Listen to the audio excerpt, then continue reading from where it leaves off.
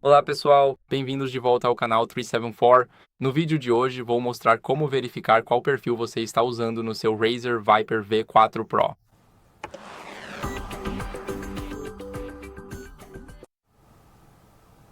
Então, o que vocês devem fazer primeiro é ir até aqui, e aqui estamos no RAZER Synapse. Agora vamos em Dispositivos e vamos selecionar nosso Viper V4 Pro.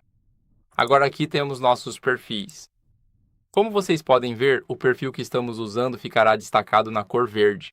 Como vocês podem ver agora, este aqui será destacado em vez do primeiro. E é assim que vocês podem facilmente encontrar qual perfil estão usando e qual está ativo. Então é isso para o vídeo. Espero que tenha sido útil. Se gostou, deixe um like, inscreva-se no canal e comente. Nos vemos no próximo vídeo. Tchau!